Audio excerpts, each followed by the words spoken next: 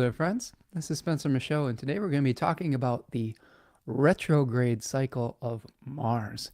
We have Mars stationing retrograde today as I'm recording this on December the 6th, and we're going to kind of break down the cycle of Mars as it moves backwards through Leo and back into Cancer. We're going to talk about its oppositions with Pluto. We'll talk a little bit about the Venus Pluto conjunction that's happening tomorrow, this upcoming weekend. And we'll just try to break it all down. If you have any questions about this particular cycle relating to your chart or otherwise, I'd be happy to answer those as well. We're going to be looking at a fixed star in Leo that we're going to be seeing Mars contact. And we'll just break down the decanic symbolism associated with that to try to get you over the hump. We'll do an I Ching and an animal today, and we'll try to get it going on this beautiful Friday afternoon. It's been kind of a week, hasn't it, friends? I wonder how you are all doing out there. If you're here joining me, feel free to leave me a comment here in the chat box, and I'll welcome you in here in a second. First, we've got a couple announcements before we do that. If you are needing assistance, I have openings available. So check me out over at spencermichaud.com and sign up for a reading on the Book Now button. I'd be happy to work through any of the challenges that you're going through with Mars retrograde, with the Mercury retrograde cycle we're going through now, the upcoming new moons, etc. Just a lot of really interesting, challenging astrology right now, and sometimes having the guidance of the planets and of the symbols and of the myths that people have been drawing upon for thousands of years can be really helpful to see and contextualize what we might be able to do. Even if we feel powerless, there's sometimes we can get amazing guidance as to how to process some of the feelings and emotions that we are going through as a collective. So go check that out over at spencermichaud.com. I also have an extended holiday sale. This is basically an extension of our Black Friday, digital, Cyber Monday, whatever sale.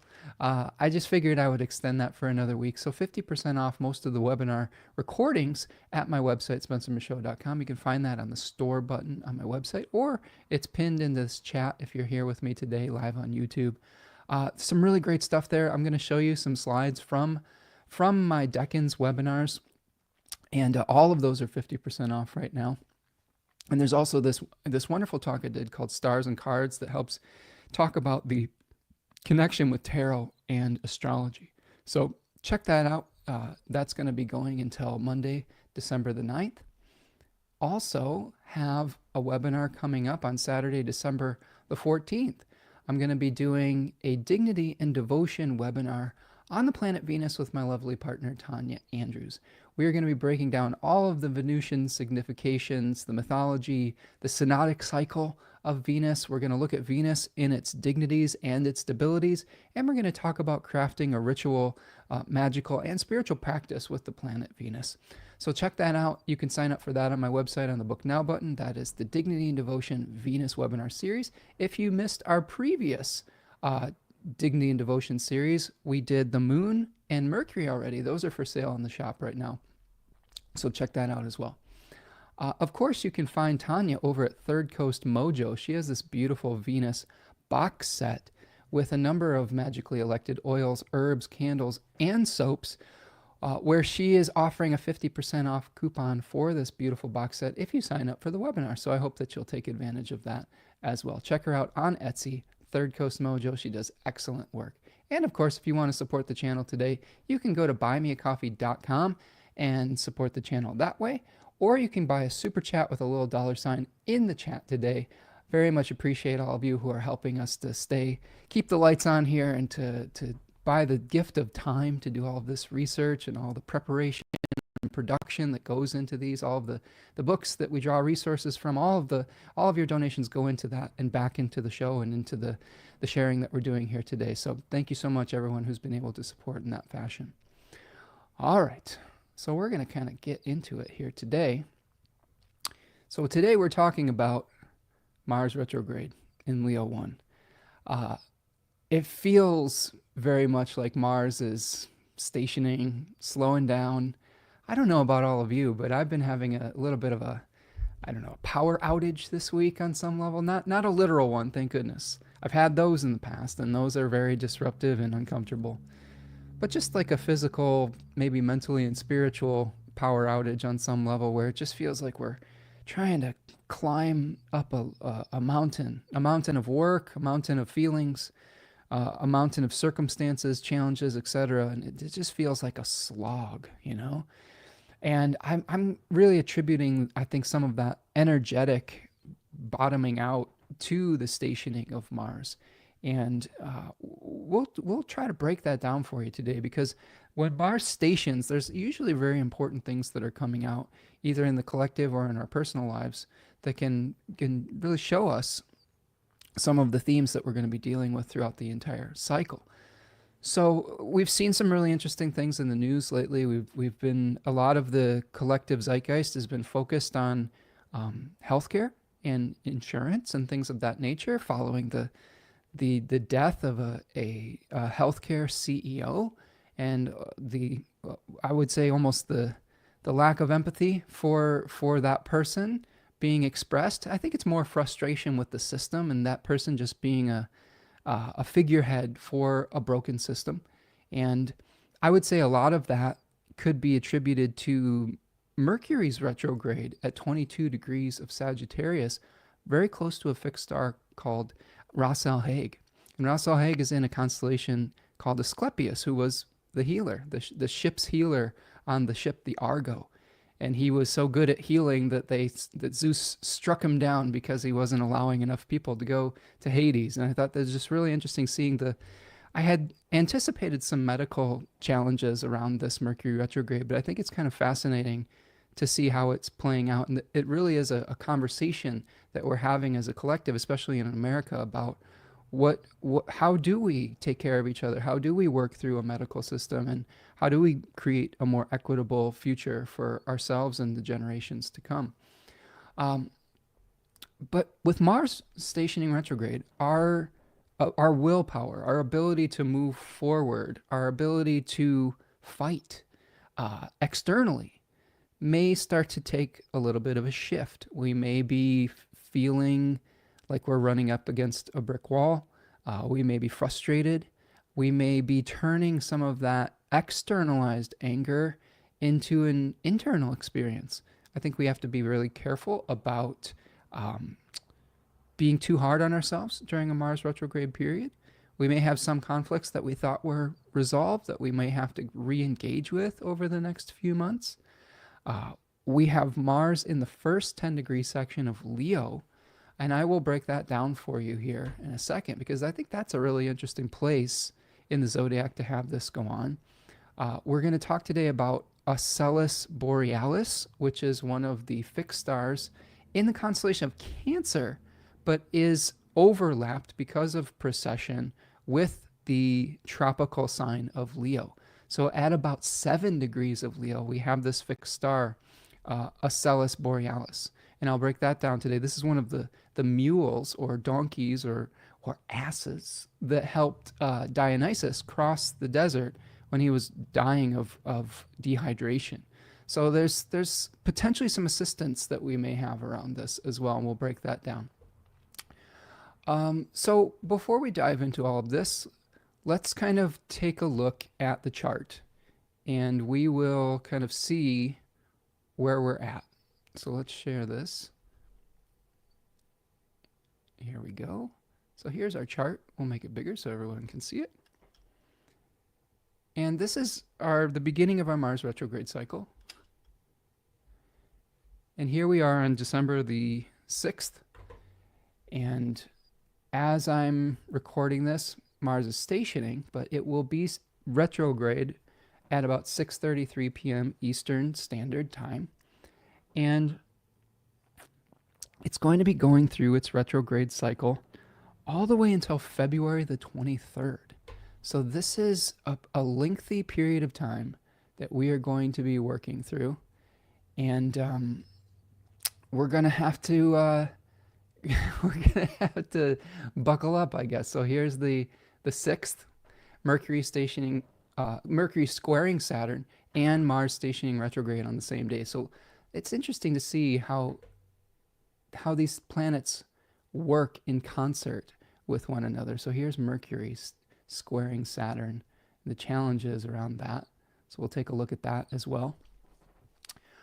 We just are coming off of a new moon in the first 10 degree section of Sagittarius, and we are coming off of, as of yesterday, a Mercury cazimi at 14 degrees of Sagittarius. So we may have gotten a new burst or impulse of information with Mercury being renewed in the heart of the sun. We had a Sun-Saturn square this past week as well that ended our malefic enclosure of the sun. We also are going to see Mercury moving into its own malefic enclosure at the end of today as I'm recording this for another week. So there is some feelings of being stuck between a rock and a hard place in various areas of our life. But this Mars retrograde in particular is going to be, first of all, it's going to affect our Leo topic. So in this arbitrary Cancer rising chart, we have Mars in the second house. So if you're a Cancer rising out there, you might be having to review some kind of conflict in your second house of resources, money, support systems, everything that supports you, your body, your personality, etc. Like things that I consider the second house like a mouth, right? Everything we're taking in. But it will also have an effect, right? This is where we need to learn about our process, right? So it also is affecting the 10th house in this chart and the 5th house. So Mars is not only traveling through a particular temple, in this case, Leo, but it is providing resources and events and significations for the Aries topics in our life and the Scorpio topics in our life, because it is the planetary host for those two signs. So this is going to be something that connects us with our Aries area, in this case related to career in the 10th house of a Cancer rising chart, and then potentially in a Cancer rising chart connecting to creativity. 5th house matters related to children, legacies, everything that happens after death. That's another signification of the 5th house. I know we think about that with the 8th house, but there are some legacy concerns with the 5th house as well. So if you look in your chart, those two topics, Scorpio and Aries, have a relationship with one another. And they're going to be different for each person. And to figure out your rising or ascendant, you have to have your birth time. And that will lay out each of the 12 houses so that you can understand which topics the different planets are giving witness and testimony on in your chart. The ancient Hellenistic astrologers thought of the planets as gods or deities that were in a cosmic courtroom having a conversation with one another, giving witness and testimony on the witness stand as to what you would experience as a human being. And each of these planets has its own specific will. So what is the will of Mars? What is this will that we're going to be experiencing? Mars has the will to sever and separate. This is one of the key words we gained from one of the, I guess you could call him a grandfather of Hellenistic astrology, Mr. Robert Schmidt of Project Hindsight. He had these impulses that he described each of these planets having a desire to carry out. So Mars is separating and severing us from things. Now, a lot of times that can feel very painful, right? Because oftentimes we don't want to be severed and separated from something that we feel attached to. In other situations, we're being severed and separated from things that aren't healthy for us. So I think that when we think about malefic versus benefic planets, we definitely do feel that certain conditions are conducive to life and some are in opposition to the life force. But I will make the argument that these malefic planets are just as necessary for healthy balance, for healthy growth, but also healthy decay. And if you ever find yourself in a situation that feels cluttered and confused, it can be very easy to feel overwhelmed if you keep adding things into the equation. And that's where Mars comes in to help us out. Mars says, hey, you know what? How about we remove some of these things so we can get back to a space, so we can find some empty space to be able to feel and think and live and have vision, right? If all your vision is blocked by bramble, clearing the path so that you can see clearer ahead is an important function potentially of Mars. Now, Mars is of the lunar sect. And what that means is it's on the team, a political team of planets that is ruled by the moon.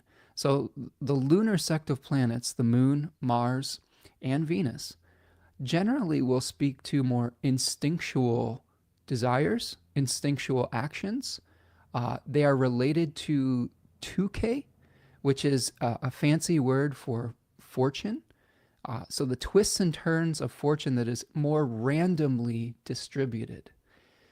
This is in opposition to these houses of daimon, where we may take action more through clarity and awareness, like the solar planets, the Sun, Jupiter, and Saturn. So when we apply that to the malefic planet Mars, oftentimes there's misfortune that finds us that is not necessarily something that happened consciously, or it isn't necessarily something that we earned. It can be a random distribution of negative misfortune.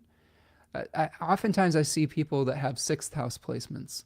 They often have a string of bad luck, especially if you have a malefic planet or a malefic planet ruling the sixth house. You can have this string of like, man, when can I just catch a break, right? Because that is the house of Kaka-tuke, right? Or Malas-tuke, bad fortune. And it is the joy of Mars. It is a place where Mars is like, hey, I feel really comfortable here bringing misfortune that people didn't necessarily earn, right? Now, there are things that we can do in our lives that can perpetuate some of that misfortune, oftentimes through our rashness, through acting too quickly, through reacting from a place that isn't centered. And that can make a random distribution of fate worse through our reaction to it. But Mars also represents like the fighter within us that is trying to defend a dying life force through the lens of Scorpio, but also trying to sever from a collective to individuate through the lens of Aries. Now, what is Mars doing through the lens of Leo? Well, Leo 1, I'm going to bring up our chart for Leo 1. So this is from the Decans of Leo webinar that's 50% off on the store right now if you want to get the full 3-hour treatment of the Leo Decans. But Leo 1 you see is associated with the 5 of Wands. And here we see a mock battle. We see these people trying to come together, but there seems to be a sense of confusion. They may be competing in an athletic competition of some sort, potentially. I would say that when I have observed the sun moving through Leo 1, there's often a lot of athletic contests going on. This is usually when the Olympics start. Like I see some associations with that. But the gist of Leo 1, which is a Saturn-ruled decan, each 10-degree section has its own planetary ruler. So this is a Saturn face or a Saturn mask in the Sun-ruled sign. So if we put those two together and we think about Saturn in Leo and Saturn masking a solar consciousness, there is a pressure that happens in Leo 1. And T. Susan Chang, a wonderful decanic author of 36 Secrets, talks about this as a pressure cooker. Like we are feeling pressure to perform, pressure to be visible. Austin Coppock calls this decan the spotlight. So when we have a decan that is about feeling pressure, mock battles, athletic contests, pressure to strive or to compete, spotlight stages, role-playing, performance anxiety and stage fright, right? Sometimes performing is scary, right? Sometimes visibility can be scary. That's why we also associate this with masks and crafting a persona, because oftentimes we have these defense mechanisms, these masks that we hide behind so that we don't feel so vulnerable when we are in visible spaces. So this decan often speaks to learning to master appearances and direct attention in certain directions. So what happens when Mars is in this decan? Well, Mars can accelerate that pressure. It can bring negative experiences through visibility sometimes. Maybe something we didn't necessarily earn, but maybe we're just like in the line of fire, so to speak. It can bring conflict to figures of authority, because Leo is a solar ruled sign, and the sun in ancient astrology was associated with royalty and leadership and the king, etc. So we could see conflicts with leaders. We could see conflicts with people competing for attention. And we may be feeling tired of having those conflicts and competing for attention. We may be feeling much more nervous about being visible with Mars retrograde, where we feel like we need to hide a little bit, especially with the opposition with Pluto and Aquarius. There are a lot of social constructs that are changing right now that are making a lot of people who are in vulnerable positions feeling very nervous about the social changes that are coming, and their visibility. Many of us astrologers and metaphysical practitioners may be counted amongst these, as some of those things start to become under attack or under fire.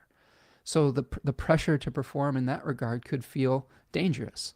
So we have to think about how we wield our spotlight with Mars retrograde in Leo, how we wield attention, and maybe sometimes how we avoid negative attention. This is, I think, another thing to think about with this as well. So questions to meditate on with Leo 1. Where are you feeling pressure to perform? What role are you being asked to play? And is it one that's suited for you?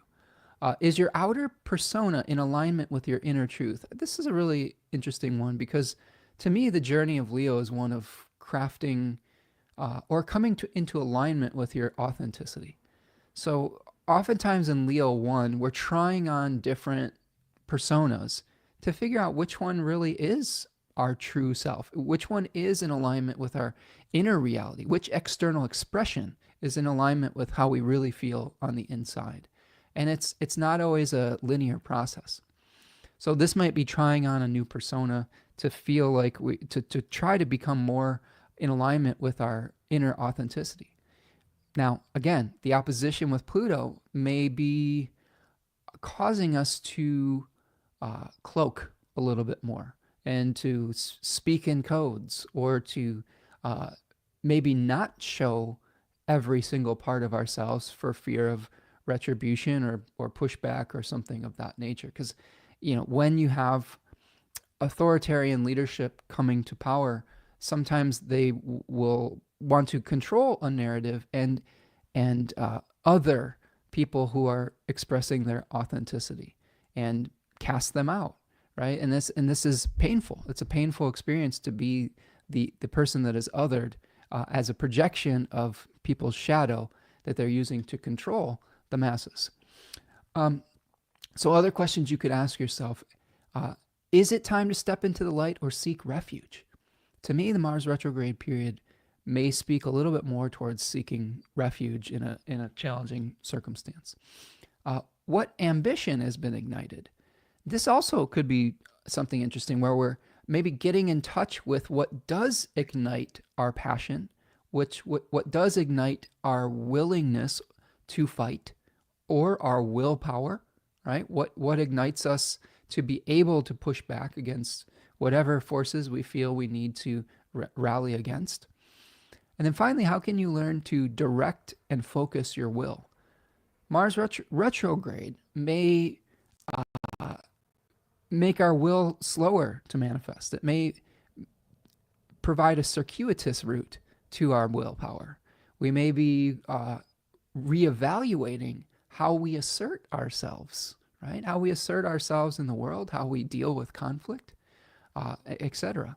And we'll talk a little bit too about Mars retrograding through Cancer, since that is going to be part of this cycle as well. And it's a little bit of a different vibe, but we want to start with the Leo energy. I'm going to check in with the chat here. We've got some friends stopping in. Taku is here. How you doing, Taku? Interesting insights, Taku says. I resonate a lot with that pressure you described for Leo 1, Spencer. Oh, good. I appreciate that, friend. Says, Mars is now stationing on my 11th house, squaring my natal sun and Venus. Lots of pressure coming from friends at the moment. I'm still thinking how to react. Yeah, and this is going to be a really good period of time between now and late February to be able to reevaluate how we assert ourselves, which pressures we respond to, and which ones we need to, avoid. We're going to be seeing Mars moving back into Leo in April. So the insights that we glean between now and February, we might be able to put into action in mid-April. So that's our Leo part of this story. So let's go back to our chart, and we have a few other elements we want to break down. So Mars is going to be out of bounds from the 30th of December to the 7th of April. So not only do we have a retrograde Mars, but we're going to have a retrograde out of bounds Mars later in the month. So this is going to bring us into confrontation with a Mars that is not acting normally. Like, it is not acting within the confines of social expectation. So there is a distinct possibility that we could be feeling very angry in a way that is not in character. It may be out of character. We may be examining the types of feelings that we have and the types of things that we assert our will towards. And again, it could lead to some conflicts where we really have to be careful about how we express that anger and how we loosen the steam valve. I think that this Mars retrograde cycle will require very lucid expressions of anger or of pressure that has been built up within us. And we need to be able to learn to express that in healthy ways. And I think that the way to express anger in a healthy way, just from my experience, and everyone's mileage is going to vary with this, but I do think not letting it build up to the point where it is explosive can be very helpful. And there are various different ways to do that. Some do that through exercise. Some do that through screaming into their pillow. Some do it through taking a walk and just getting their blood going. Doing martial activities like cooking, because it has an association with knives, right? Or butchering, those types of things. Like anything that you can, anytime you can give Mars a job that it likes to do, cutting things up, getting rid of stuff. I know that for me, I have Mars in Virgo. And when I get angry, I get cleaning, like I rage clean. If I feel like my life is just too confused and I'm just angry, I'm like, I need to go organize something and create a new system. And it happens when I get angry enough to make a change. So again, you might want to examine your own personal Mars placement to see how you most effectively express your will, anger, frustration, all of it. And then you can craft a sort of prescription for Mars for you. There's also Mars remediations that you can do as well. Sometimes you can utilize materia of Mars in its best positions, like Mars in Capricorn, Mars in Scorpio, or Mars in Aries. You can look at my partner's Third Coast Mojo Etsy account for some of those things as well. She has some great stuff there. You can also utilize the opposite energy. And in this case, the opposite energy of Mars would be Venus. So bringing in Venusian forces, being able to soothe the savage martial beast, right? Aphrodite was one of the only deities that could kind of soothe Mars's anger and rage berserker rage, and it was through sex, right? So maybe that's another healthy outlet potentially. So there are lots of ways to uh, be more conscientious about our self-expression of this particular transit. So the out of bounds part, we may see certain anger, violence, etc., that is outside of the norm when we get to the out of bounds period. We personally may be acting like that. I would encourage you to think very carefully before getting into a conflict so that it doesn't spiral out of control, because an out of bounds Mars can make those things spiral out of control much quicker. Okay. Got some more people stopping in. Hey, Painted Turtle, what's up, Lauren? Nice to see you. Hi, Spencer and Astro Friends. Lauren says, I am using Mars to get abs before I'm 40. Tear me up, Mars. Tear me on up. Okay, yes. That is a great way to utilize that energy, right? To do physical exercise, to pump some iron. Iron is associated with Mars, right? To break down muscle, to be able to be built up stronger. Like that's a martial activity, tearing the muscle fibers, severing and separating the muscles so that they can be able to reform in a much stronger way. And so that's a great metaphor for Mars in general. Sometimes we get torn down and tested so that we are stronger and come out on the other side of it with those strong abs to be able to take the punches and body blows of life. Okay. So another feature of this Mars retrograde that I thought was interesting is taking a look at the fixed star that it is near. There's actually two fixed stars that it's near, but I want to focus on this one because there was divination that came up in multiple forms with this. And this is the fixed star Ocellus Borealis, the northern ass, if you will, a mule. And this was one of the mules near the manger, right? This was a story of the mules near the manger in the biblical story. It also, in an earlier mythological treatment, assisted Dionysus across the marsh after he was fading in the summer heat and was rewarded by being placed in the heavens. There are two asses, right? There are two mules. There's the Australis, the southern ass, and then there's the northern ass, Borealis. And the northern mule is the more positive star of the pair. It has some relationships to a hospitable host, a protective force that is ferrying us from one station to another. Mules are very protective. And spoiler alert, I had some amazing synchronicity today when I chose my animal for this particular transit. It was the mule. So I thought that was a pretty amazing kind of nice pull from the random animal, book that I do. And it made a lot of sense when I was like, oh, the mule, that's interesting. And I'm like, oh, wait, that's on this fixed star, Ocellus Borealis. Neat. So mules are very, they're good at identifying danger. Like a lot of farmers actually used mules in lieu of watchdogs. They have a flight and a freeze response. So I think that we may be having to determine whether we should run away from something or whether we need to kind of freeze in place and make sure that we're just not creating more attention to ourselves by taking actions that could be not in our best interest. I think with the Mars retrograde, this is the freeze part of it.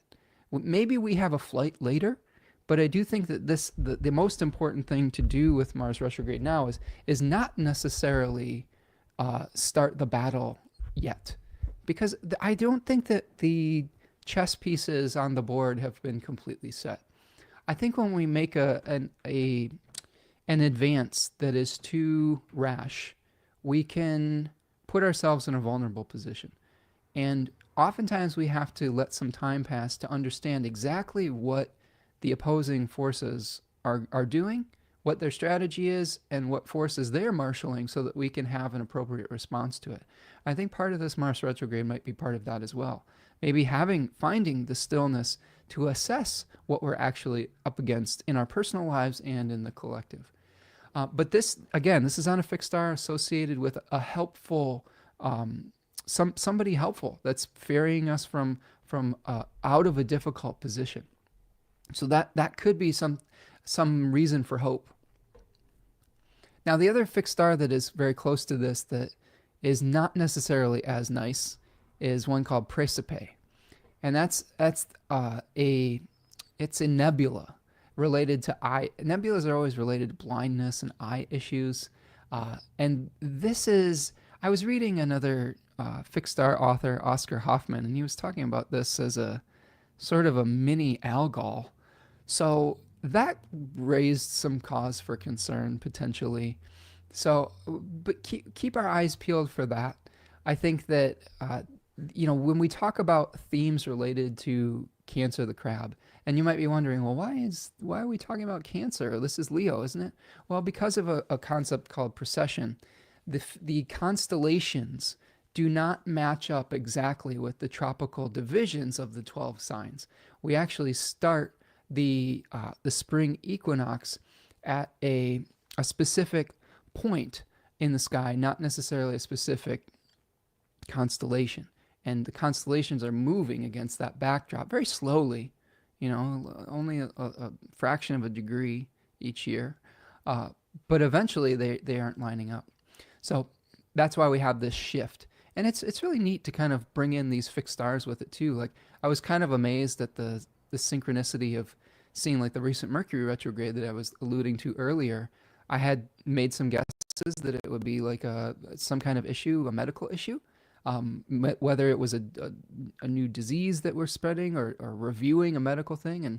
And of course we had that very prominent event in the news with the death of the CEO of a large medical corporation or insurance corporation, and that is raising all sorts of questions and anger, right? Mars stationing retrograde, and questions. Questions, I think, is important though, because Mercury casts doubt on things. So Mercury is questioning the medical system right now and say, "What really? This is probably not working for anybody," right? So Mars retrograde, Acellus Borealis, and potentially bringing in Praesepe into the conversation. So if we go back to our chart,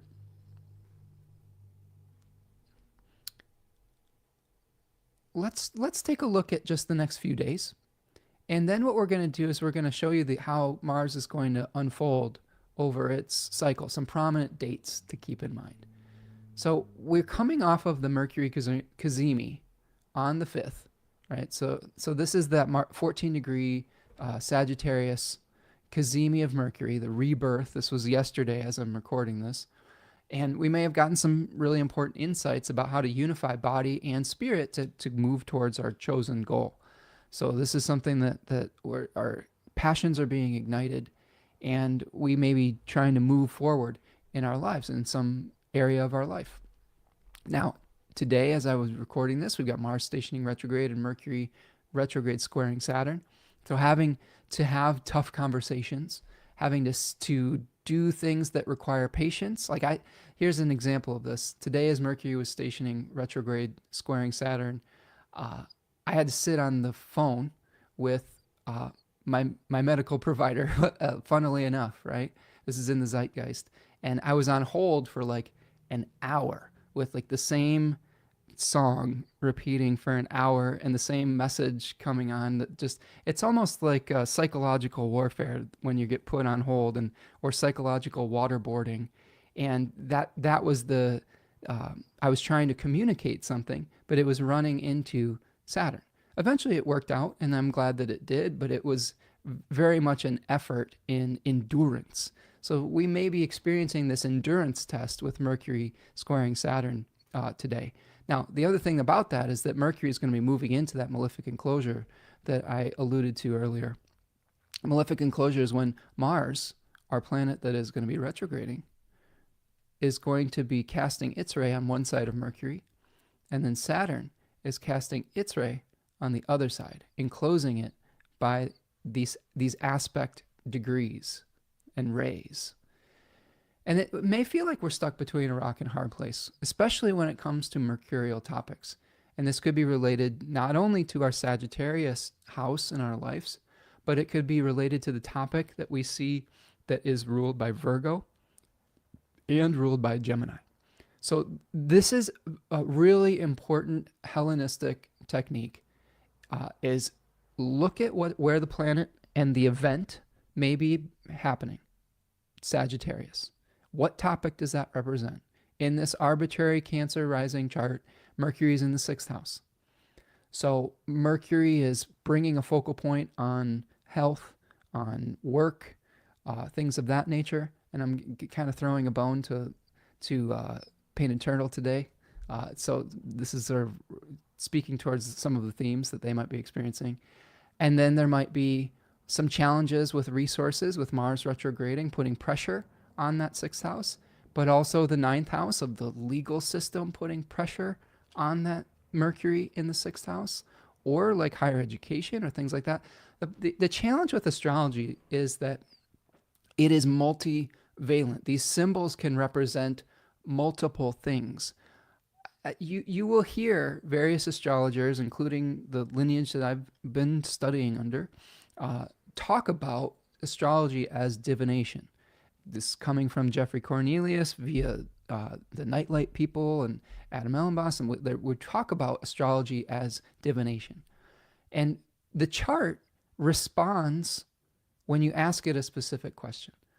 And that happens because we can see multiple events and multiple people, multiple things based on which question we're going to ask it. So when we're doing this astrology, we when we're making a forecast for individuals or for the masses, we have to talk about this in many different particular pathways. Okay, so if you ask the chart the question, say, well, what's my money gonna look like? Like if we ask that chart question to this particular chart, we'd see that the money planet is the sun because it rules the 2nd house, but Mars is there. But Mars is creating conflict. Mars is creating misfortune. And the planet itself is in a house that does not aspect the ascendant, which could be challenging. It could be that the money issues are pulling us away from completion, because the 6th house has a angular triad relationship with the 7th of completion. But these are important practices. The easy way to think about that is to just think about what 2 or 1 house, mostly 2, like the only houses that have just a singular, that one planet rules is the sun and the moon with Cancer and Leo. But look at what 2 houses and what 2 topics that planet is trying to provide resources for. And that's going to help you to connect those themes within your life in a meaningful pattern. That's really what astrology and any type of divination is pattern recognition and being able to create meaning from patterns that we see out in nature and out in the world. So there's our retrograde for today. We're coming up tomorrow. If we just look at how this is going to unfold, okay? So I'm going to bring the second chart here, and we'll see the beginning of Mars retrograde on the inner chart, and we have the outer chart reflecting the transits that we're going to be talking about here. As we move forward into, let's see what we got here. As we move forward in the next day, we see Venus is ingressing or changing signs into Aquarius and immediately conjoining Pluto. Now, this does have some ramifications for our Mars retrograde, because we're going to be seeing Mars retrograding into an opposition with Pluto and into an opposition with Venus. So this has been a really big transit for 2024, Pluto moving into Aquarius for the next 20-ish years, and a new theme coming up, new Plutonic themes. I did an entire live stream breakdown on Pluto and Aquarius if you want to check that out on the channel.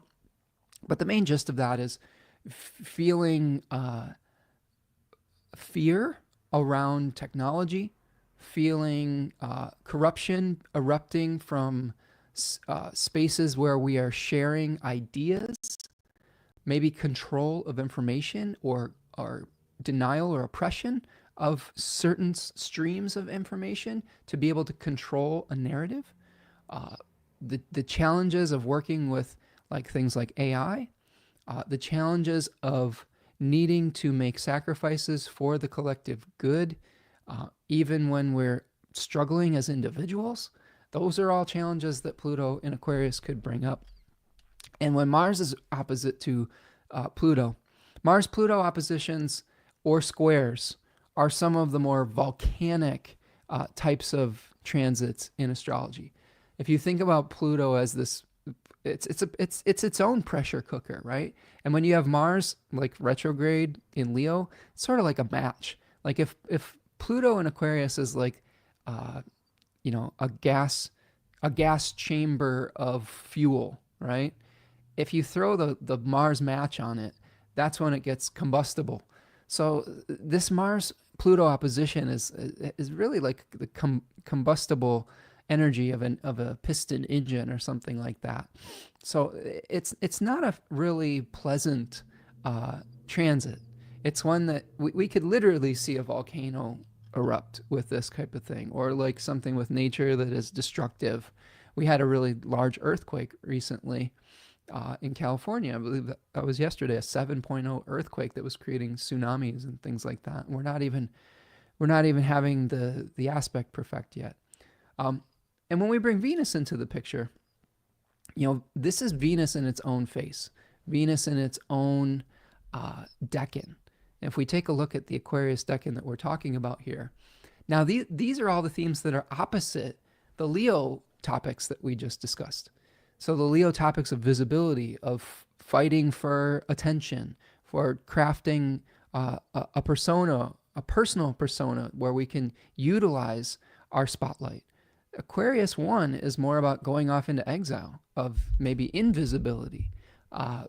It is related to a conflict and a defeat where we're not even competing anymore. We're just like, we're not even going to play this game. Okay.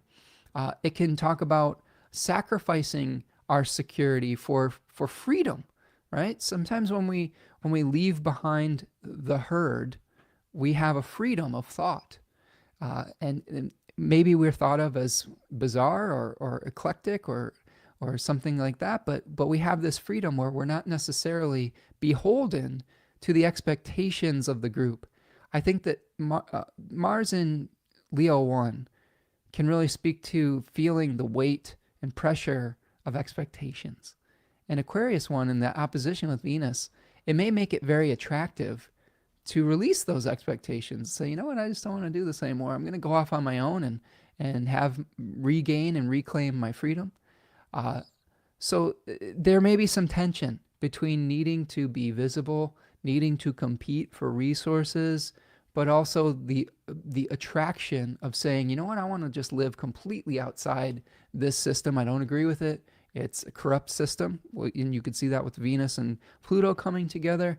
And, it may be more attractive to work with maybe lesser quality materials on the fringe, but having the freedom to craft them in your own way. I've recently had some really nice conversations with clients that had Venus in this decan, and they take art and repurpose it. They repurpose the art that from the past that highlights very diverse stories. So I think that there's an ability to take resources that other people have discarded with Venus and Aquarius and do something really meaningful with it.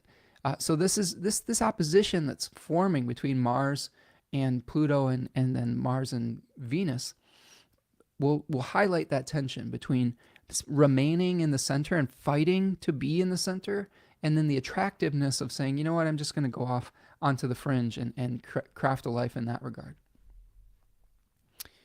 All right.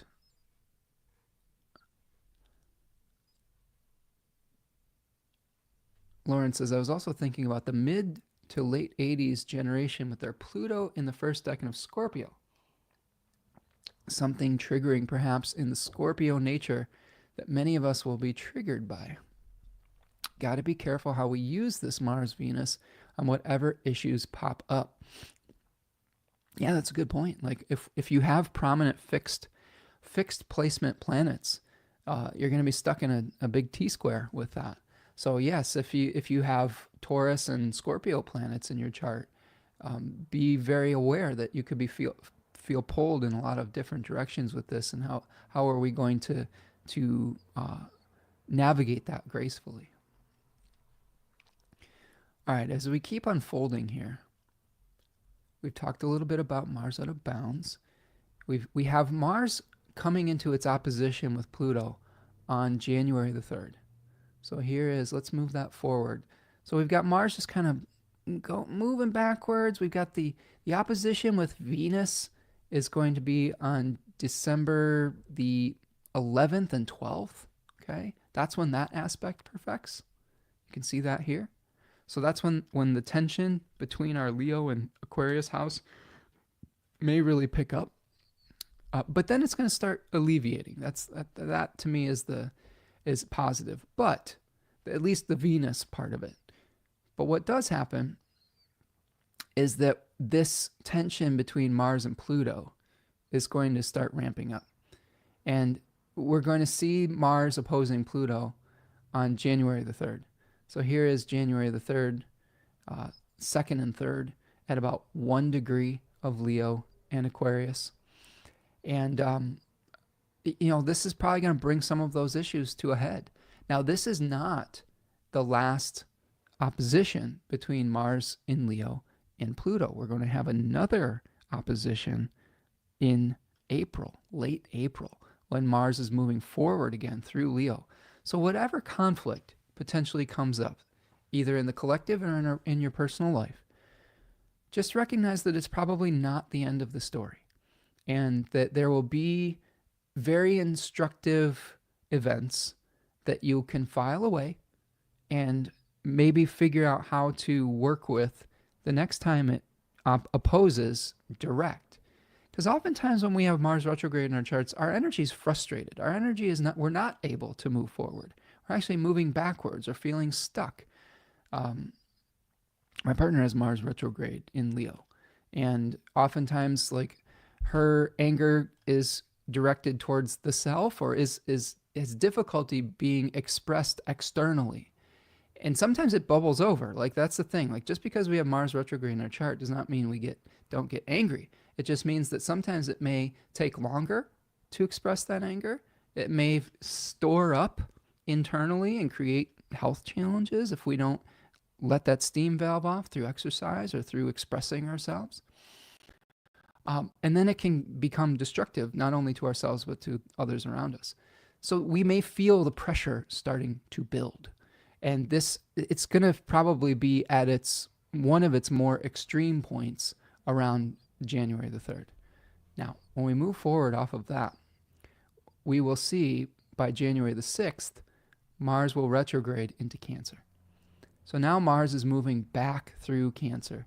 This is important for a number of reasons. First of all, the dignity of Mars changes significantly. Mars is moving back into what is called its fall, which is a very difficult place for Mars. Think of this as Mars in the bottom of the Wheel of Fortune, or the bottom of a well, a low place. And because the sign of Cancer is the temple of the moon, the normal comfort stuff in Cancer is soft. It's domestic. It's caring, nurturing. It's trying to promote growth. Well, Mars doesn't do very well with those resources of the moon, because it's creating conflict and severing and separating where support and security was normally expected. So we might have some real difficulty in domestic situations, in family situations, in nurturing situations, with issues related to children, related to pregnancy, related to fertility rights, things of that nature. All of those things are the types of challenges where Mars might be bringing difficulty. In the third decan of Cancer, we're dealing with excess. Okay, so if we look at our Cancer webinar slide, you see the 4 of Cups, where somebody is refusing the extra cup. He has 3 cups already, but he's like, I don't want any more, I'm full, right? So we might be dealing with issues of surplus versus scarcity. And Oftentimes, when we have a scarcity, it's because someone has taken more than their share. I think a lot of times we have people in this world who crave luxuries beyond their means or beyond what is fair for the rest of the community. This is spoken about a lot in the books I've been absorbing by Robin Wall Kimmerer, including Braiding Sweetgrass and The Service Berry, which talk a lot about the indigenous idea of reciprocity, of like sharing and stewarding the earth rather than hoarding. They literally have a monster, the Wendigo, that is a cautionary tale about taking more than your share.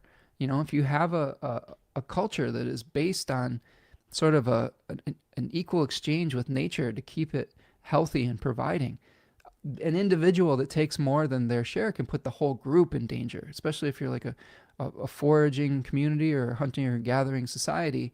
Taking more than your share puts everyone at risk. And that's still true in our, modern Western civilization, that people taking more than their share puts everyone else at risk. So those are some of the themes that could come up when we have Mars moving through Cancer 3.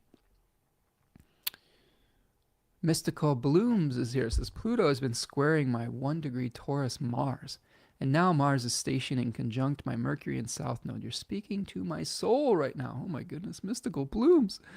Well, I appreciate that, friend. And that is going to be a tough transit with Mars at 1 degree Taurus, because the Mars uh, opposition to Pluto is right around 1 degree. So you're going to be right in the midst of that T-squareness. Now, what I will say, Mystical Blooms, I don't want to, hang you out to dry and scare you with all this. Like with Mars and Taurus 1, oftentimes there's a lot of fear around lack of resources. That decan has to do with planning for the future. It's a Mercury ruled decan. And sometimes when we have Mars in Taurus 1, it's difficult to plan for the future because there's a real fear around not having enough.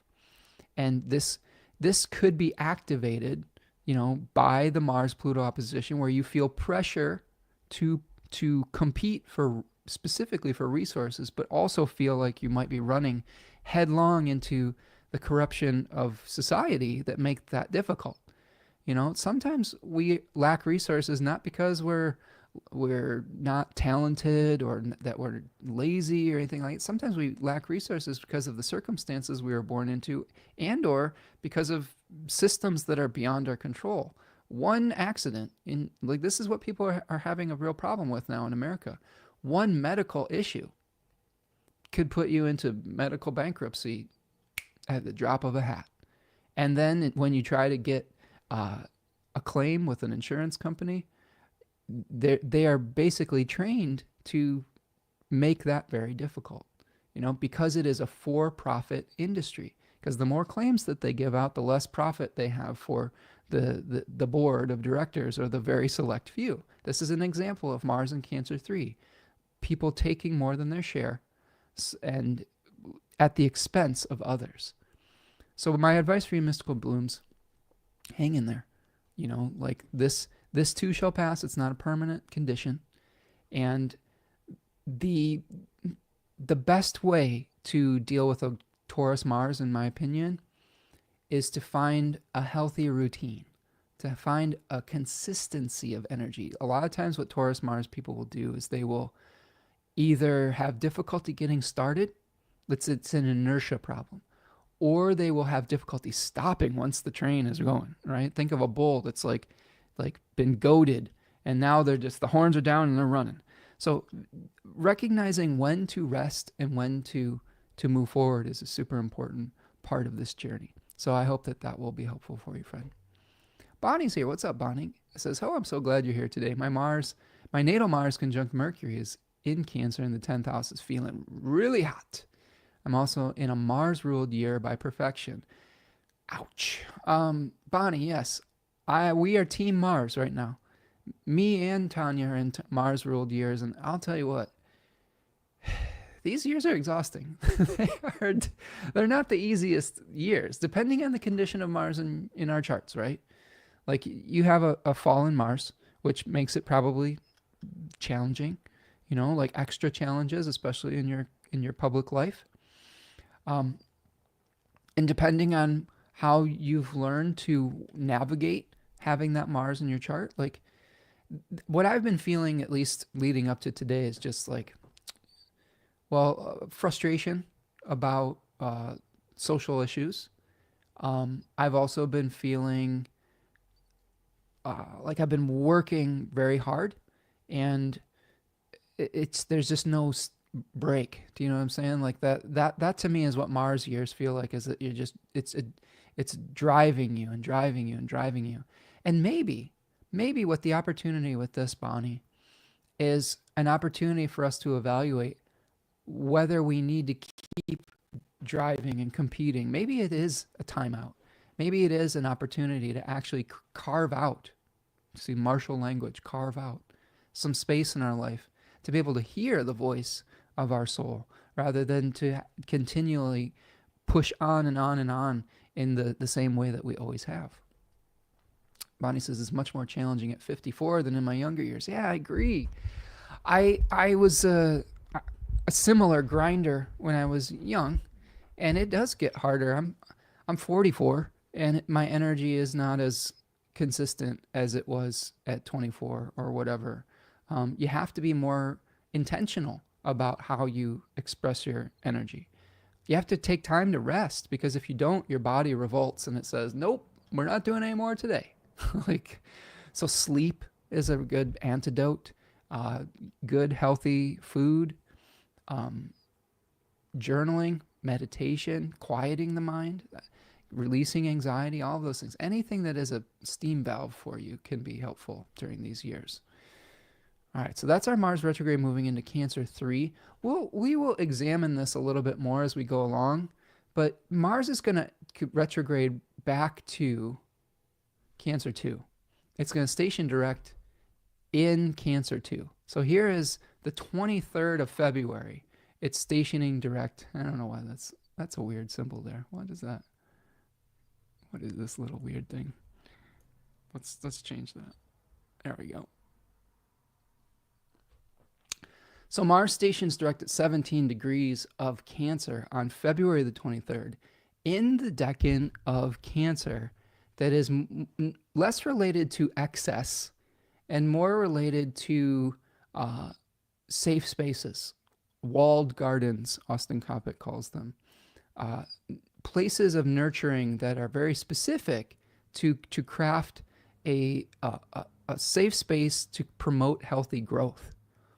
So we may find some conflicts within the spaces that we normally would go to recharge or to grow, etc. Communication with our small groups, those groups can be families, those groups can be friends, they can be our learning communities, things of that nature. So this is a difficult place for Mars as well. But the good news is we're going to start moving back forward on February the 23rd. Now, once we get to, let's go back to our chart, and we're going to take a look, move forward. So we've got that, we've got Mars moving all the way back. It's going to be, it's not going to be making a ton of aspects, or at least major negative ones during this period of time through early February. I mean, yes, we do have it's in a whole sign opposition to, let's see. Oh no, I'm looking at the wrong. It is going to be making a whole sign square to Venus, which is probably not going to be comfortable, but it's not going to perfect that square before the retrograde ends. Okay. And what I'm curious about, though, is if Venus is moving so fast that it will craft that square. Well, look at what happens here. Isn't this beautiful? Before Venus can square Mars, it itself is going to station retrograde at 10 degrees of Aries on March the 2nd.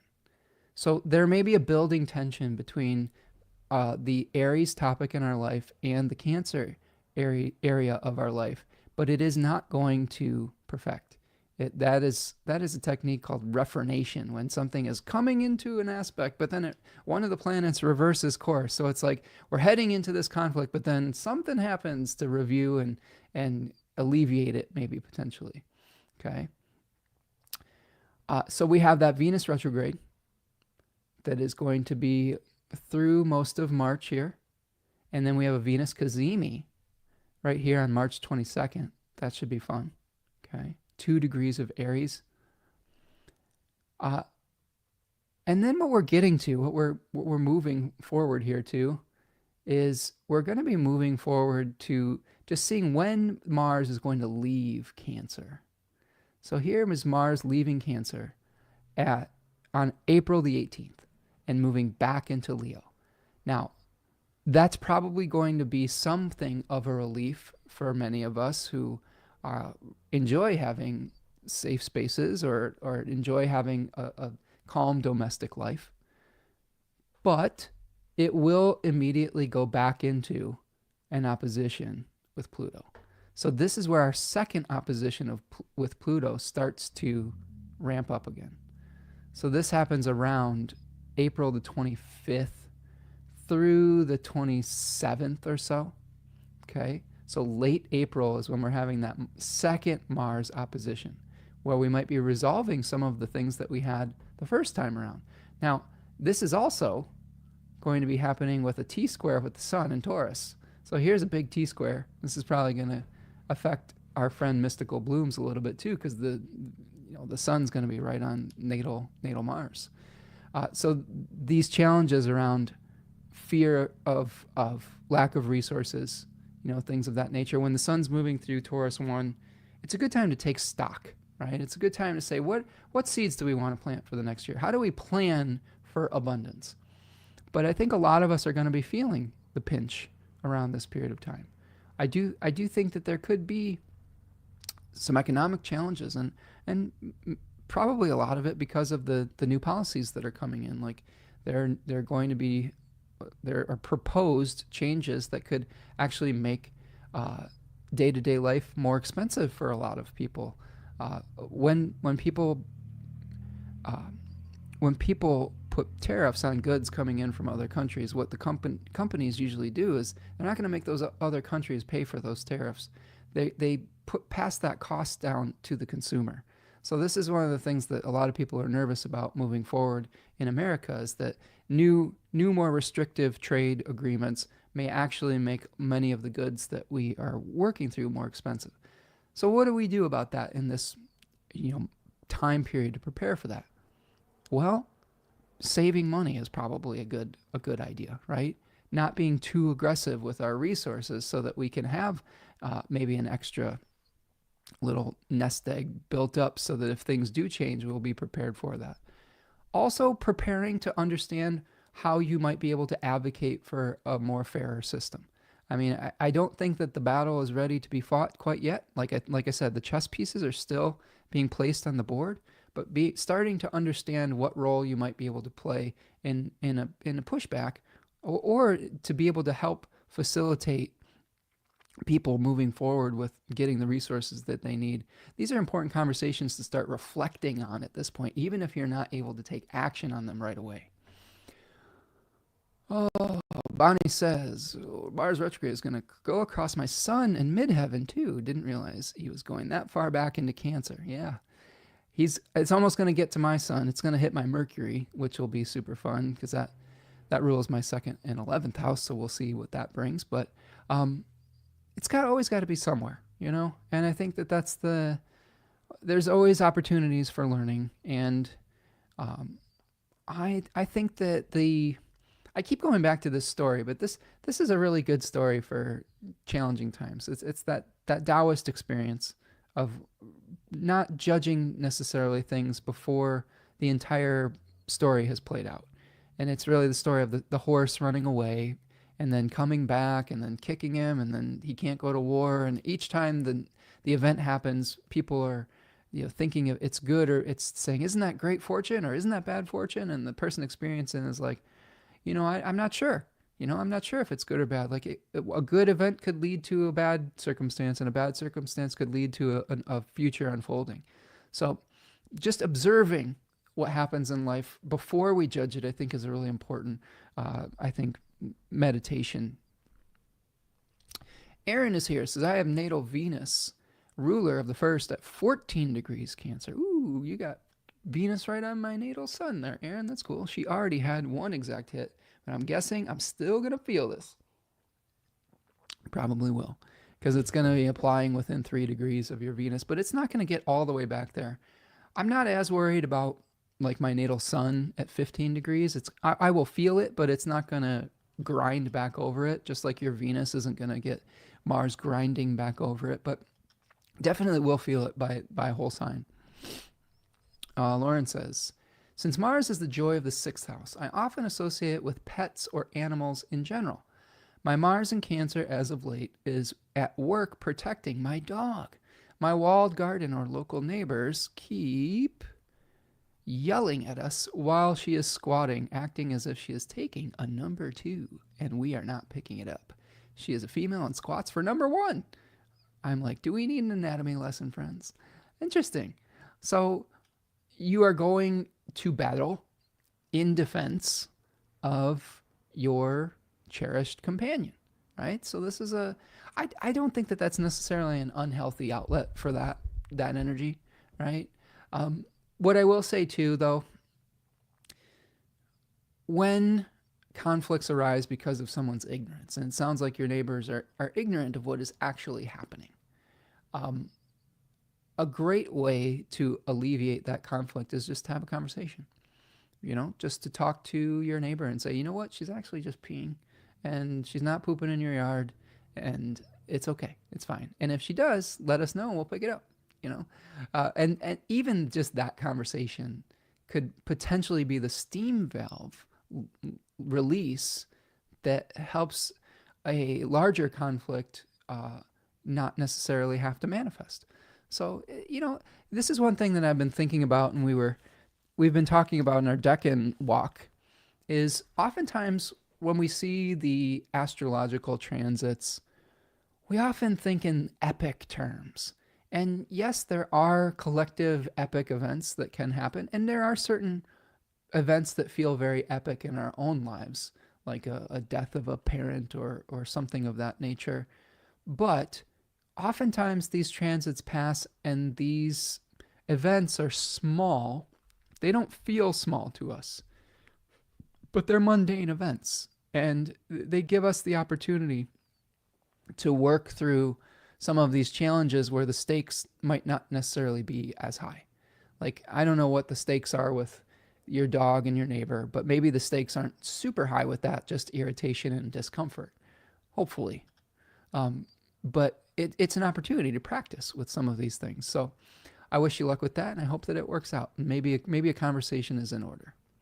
Smiley is here. It says, hello, I was born on May 16th, which is a day away from being a Taurus Gemini cusp, and I do have some cusp traits. Is it possible that I am a cusp? Smiley, in traditional Hellenistic astrology, we focus less on cusps as blendings of the two signs. But what I do often see with people that are born late in a specific sign, oftentimes Mercury and Venus travel very closely with the sun, right? I mean, they don't usually get more than 2 signs away from the sun.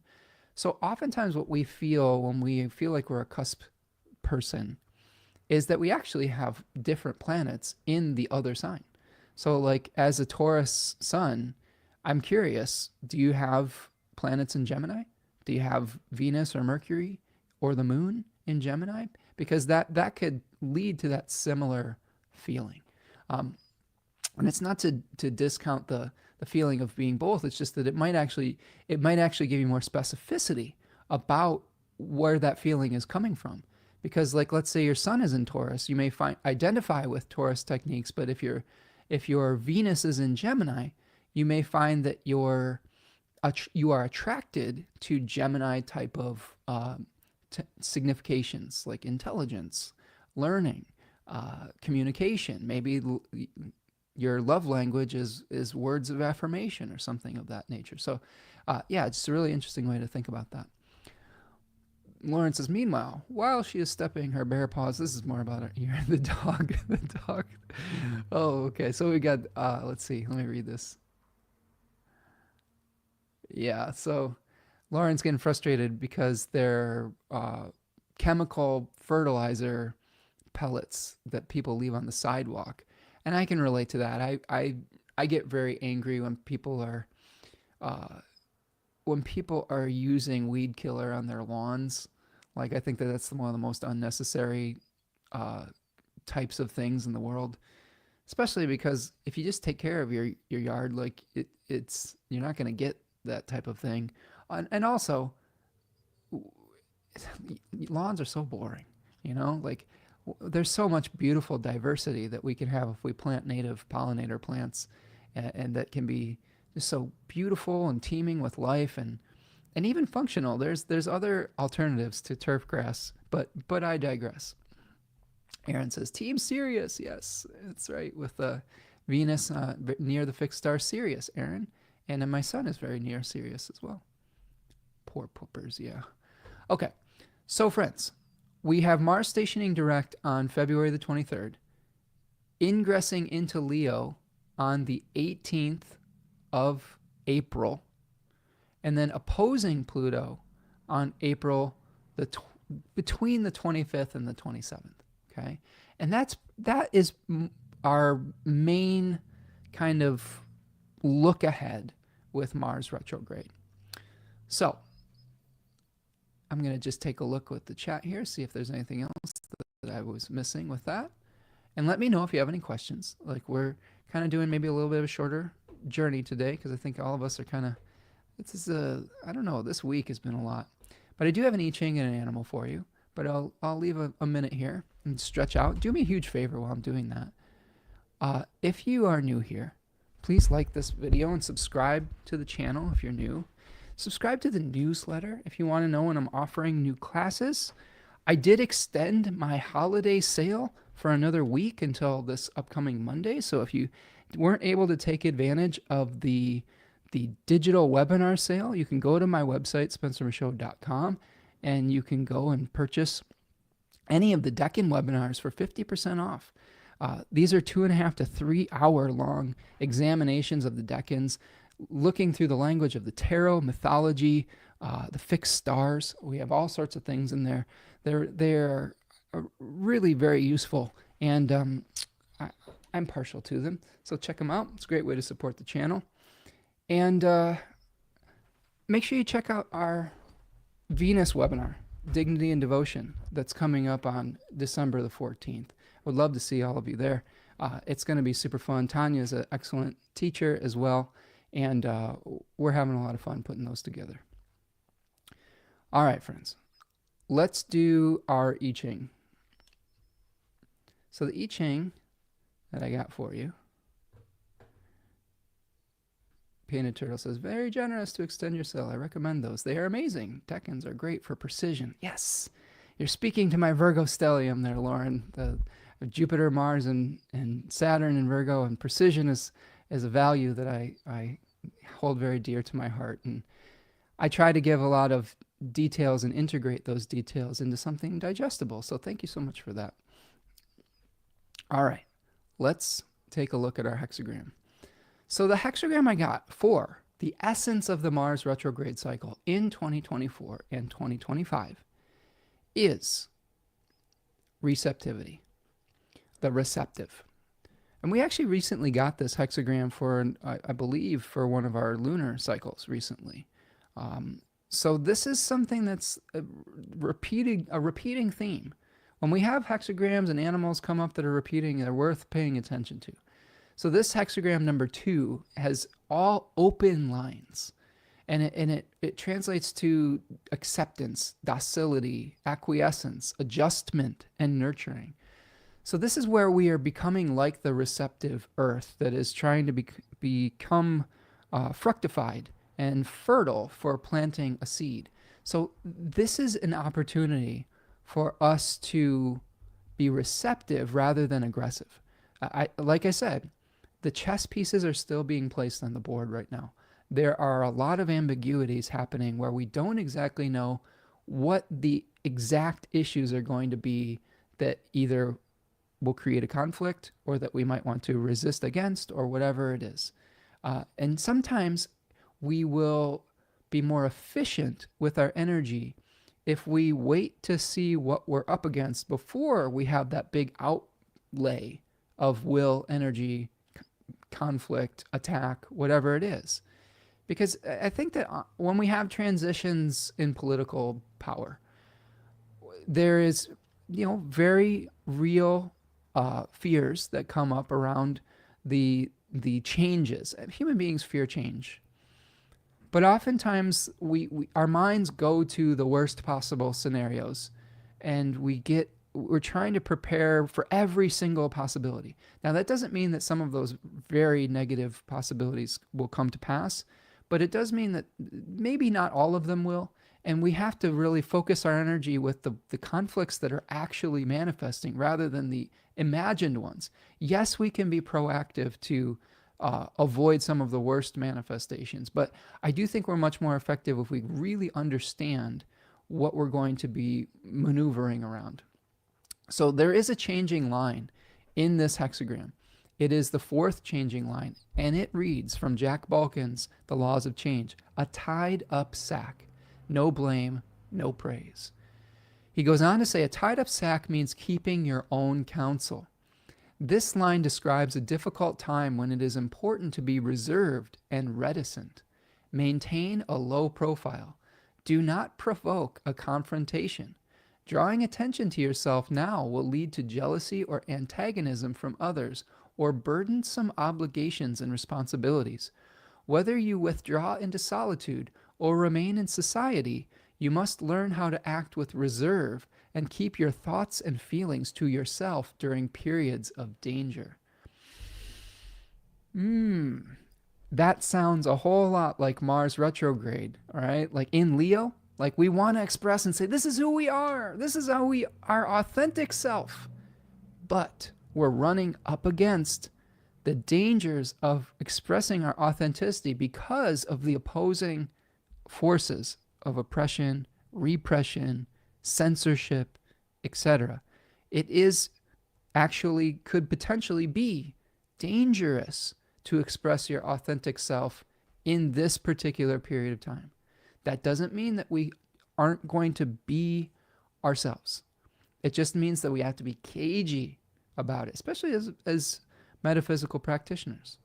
Like there have been periods of time over the course of history where people who didn't believe exactly like the people in power were persecuted. And you need to know when to live to fight another day, to protect your own safety through maybe stealth, okay? And it's not giving up. We're hanging on to that internal fire, okay? We're still believing in our cause, we're believing in ourselves, but we may need to, again, be a little bit more cognizant of the arenas that we are inhabiting and the people around us for our own safety. So this is changing to hexagram number 16, which is called enthusiasm, stirring up, inspiring, broadcasting, undertaking, preparing for, providing for, planning ahead, enjoyment and delight. So this hexagram talks a lot about making preparations for future action. Okay, stirring up your own inner fire and inner enthusiasm. One of the things that I saw after the American election was a lot of people who believe similarly to myself were feeling a little bit defeated and sad and had to kind of recover from their disappointment. And this might be a period of time for all of us to reflect, whether you believe one political way or the other, like to reflect on what your own authentic self means to you and to be able to cultivate your own, I don't know if it's manifesto, but what is it that you truly believe in? Who are you really? What is worth defending and what needs to be let go of?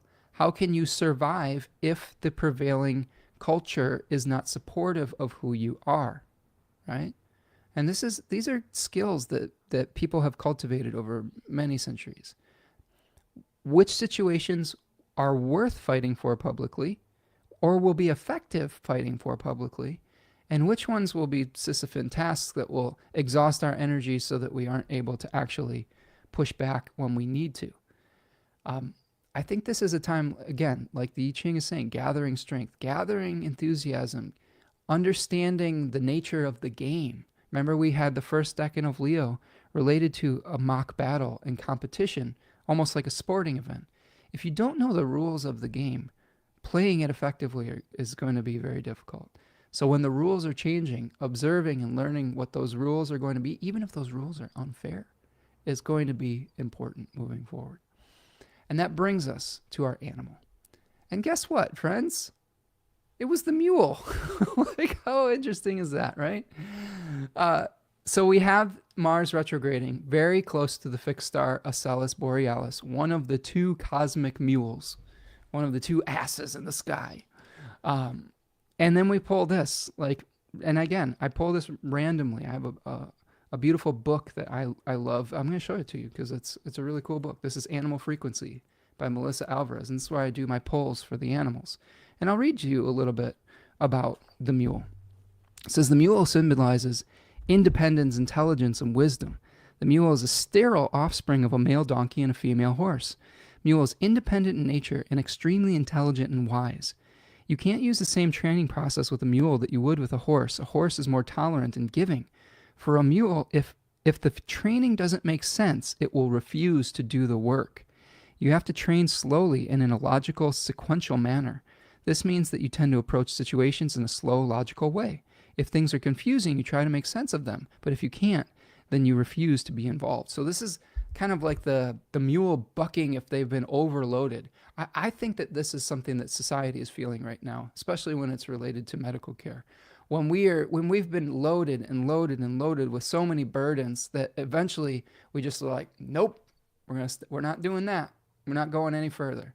And this might actually be one of the methods for fighting oppression, is saying, nope, I'm not going to do it. I'm not going to do that anymore. This is where, if you're organizing general strikes and things like that, if you're thinking about pushing back against an oligarchical system, those oligarchies need the masses to be able to exploit their labor. And if enough people refuse to keep working and supplying the top 1% with their labor and with their resources, you force them into making changes. So this might be part of that challenge as well.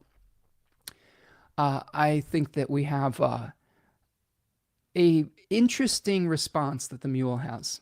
You know, Melissa Alvarez goes on to say, the mule assists you when you need to be steady and grounded, or if you need to exit a situation.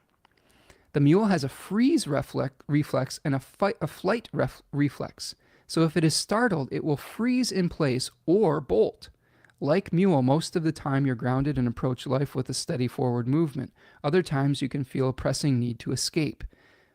So this is something where I feel that this might be the freeze, the mule freezing and assessing. And then we may have to have the flight. We may be tempted to go off into exile with the opposition, with Pluto. But I have some thoughts about fleeing challenging situations. I had an experience with a farm that my partner and I tried to purchase 2016, 15, so I don't know, it was a while now. But it was a 5-acre farm in a rural area in Michigan. And I had started to get very frustrated being a part of society. And I was wanting to live my hermit, live off the land type of life. And I wanted to live off the grid and was kind of just, I was over it. I was like, I'm out. I don't want to do this anymore. This system is exploitive. I just want to be closer to nature. And what we found is that the farm that we were about to purchase was contaminated with, by 2,500 gallons of paint thinners, VOC paint thinners that had been dumped in 55-gallon barrels in a neighboring farm a few houses up the road. And it had contaminated the water table and the well for the place that we were planning on purchasing. And that was a giant wake up call for me because the previous owner hadn't disclosed any of that. Their children were in a probate court trying to sell this place, and their parents, one of them had died from cancer, the other was struggling with dementia. And that was a big wake up call that there is no real escape from some of these challenging experiences, that we are interconnected, that an action that happens, far away affects people in a different space. Your neighbor's pollution becomes yours, like a different country's problem becomes yours because we share this planet. We share interconnected systems. So I think the impulse to run away, if we're coming into contact with a system that we don't agree with or that we feel is going to be dangerous, etc., I'm not sure where to go. Do you know what I'm saying? And I think that being able to try to make change in the places that we are at I think that's important. That's something that I realize. How can I be the change that I want to see in the place that I am? Because I am me and you are we and we are all together, right? And we are interconnected. This is why I love the idea of this program being an international program. We have a lot of people from different countries that come and stop in our chat. And I think it's because that is a core value of this program, is that we are interconnected and that the events that happen in your space affect me, and the events that happen in my space affect you. And I think that that's important. I think that the mule is going to teach us that where do we draw the line with the burdens that we take on? When are we going to need to freeze so that we don't become conspicuous? And when are we going to need to just take flight? If we do, but what does take flight mean? It might not mean leaving a country. It might mean leaving an ideal. It might mean leaving socially acceptable spaces to craft your own grassroots organizations that are more supportive. So those are the types of things that it could be. But I think that's a really important thing to think about is wherever you go, there you are. I mean, that's always resonated with me is you can go in a different place, but you're always bringing your own set of beliefs and challenges with you as well. All right. Lauren says, your contamination story has a likeness to my Mars Cancer dog situation. The city next door is a super fun site. Yeah, this polluted area that I was trying to move into was a super fun site too. Of pollution by fertilizer companies. I'm like, here is natural and free and harmless what my dog is doing, even if I didn't pick it up. There's the struggle for the dark Pluto truth opposing Superfund site, the natural Mars, my dog. Yeah, totally. Yeah, the farm was a Superfund site, and I found this out because I found a failed water test in the house. We actually got the keys to the house before we purchased it to clean it out because there was just a bunch of garbage in it, and we found a failed water test. And I did some research. I went to the county office and I pulled the file on the house, and I saw all the pictures of basically these metal gallons of paint thinner that they had earmarked funds to clean up, but they never did. And this was in the 70s, and they actually found out about this in the 90s because the telephone company was coming in and trying to dig new lines, and their workers were passing out because just by digging into the ground, they were inhaling these fumes, and it was that bad. So again, there are stories like this all over the world, all over this country. And I think that instead of trying to escape into an idealized different place, how do we work together and understand what we need to do to make the places that we are more fair, more reciprocal? How do we protect those spaces? These are really important reflections as Mars is stationing retrograde. Is what do we do to protect the place that we are right now, rather than saying that let's just go to some fantasy place that doesn't really exist. Maybe there are certain things that are better in other places. But there are pros and cons to everywhere. Like I understand the frustration. I understand the frustration with like the United States healthcare system and all of those things. How do we work to make it better rather than saying, well, let's take all the conscientious people and just they're going to leave. Like that makes the country worse. How do we utilize our skills and our compassion to make the place that we are a place worth being? So that's what I've got for you today. And thank you, Lauren, for this story with the Superfund site and stuff. I mean, it's a lot. Sometimes when we come across forces that are outside of our control, it's really demoralizing. But again, by sharing our stories and by connecting with one another on individual levels and in this, even if it's in this digital space, and finding those ways that we can communicate and share ideas to make our worlds and our neighborhoods better, even on the smallest scale. Like, this is the thing, friends. The universe is not as concerned with scale as we are as human beings. Like, you can make a huge difference with the smallest little ripple. The Lord of the Rings teaches us this. I'm deep into Tolkien lore right now, and you look at those hobbits and the humility that they had. And what Tolkien was teaching us is that the smallest person can make a huge difference, even if it seems like they're up against this immovable grand force, right? So keep on journeying, keep on maintaining faith, and try to make your world just a little bit better, not only for yourself, but the people around you today. Just small acts of kindness can make an enormous difference. Enormous difference. All right, my friends, that's what I've got for you. Have a good Mars retrograde. Have a good weekend. Go over, follow me at Spencer Michaud, at Spencer Michaud on Twitter and Instagram in particular. I'm on Blue Sky now. And I also have a Threads. So if you want to follow me over there, I post there every once in a while. Go check me out at spencermichaud.com. Again, there's a sale right now on my digital webinar, Deck-In Webinars, 50% off until Monday, December the 9th. And yeah, reach out for a reading, and please join us for the Dignity and Devotion webinar.